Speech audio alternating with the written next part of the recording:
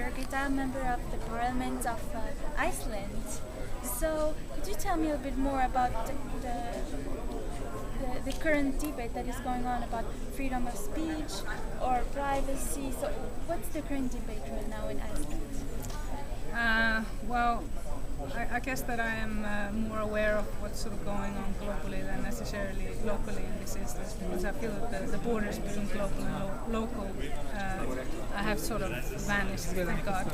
So I think the biggest issue right now is that what I am seeing is that freedom of information is degrading very quickly, in particularly in Europe, because we're not aware of it. That, for example, news that we would assume are online are no longer online because there are international law firms that roam around the internet and do modern book burnings by demanding that stories are taken out of our historical records in relation to big corporations and corrupt politicians.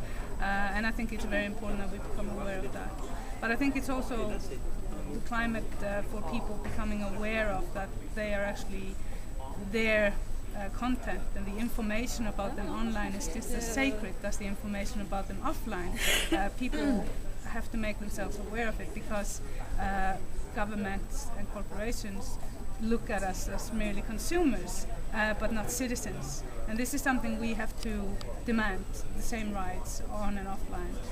And I think it is very important as well, like was discussed here and elsewhere, is that, and in Iceland, for example, we started our revolution on Facebook, like very many other nations. I think we were the first one to start in 2008-9. And I clearly remember the first calls for protests there. And I think it is so important that we empower each other around the world, and particularly young people that are asking for that they have become anti-state. Now, it's important if you're anti-state to understand what you want instead of the system that you feel is failing you. You cannot only ask for it to go, you have to know what you want instead. And this is a debate I feel is both in Iceland and elsewhere, and it is very much connected with what is going on online, because we get to hear and know about what people are doing in other countries.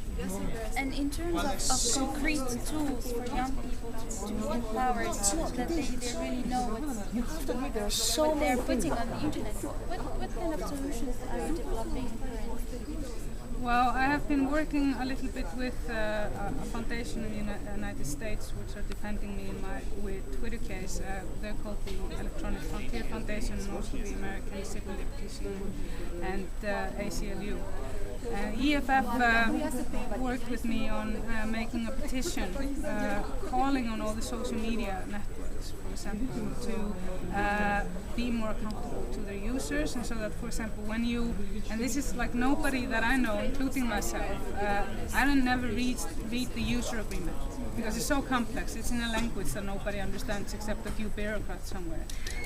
So one of the things we should ask for is for them to make these terms of agreement in a human language, so we know what we're signing off or what we're giving away as our rights. And I think it is critical that the biggest lesson that we can all have is that we have to make ourselves aware of stuff, and we can now, because I feel that we're living at sort of times of quickening where everything happens really quickly, because we are finding and connecting with people that are very like-minded, and more people are coming together, both online and then in particularly in the offline world. So the tools that young people, for example, can ask for is that they have always representatives in all decision making. And also you should just make youth movements to apply pressure and even run for offices that are only focused on the issues that are important for young people, not left and right, but just issues that are important for you, because you can inherit this mess. And I think it's important that when it's that young people claim the power that is rightfully yours. Well, thank you very much for all these inspiring perspectives.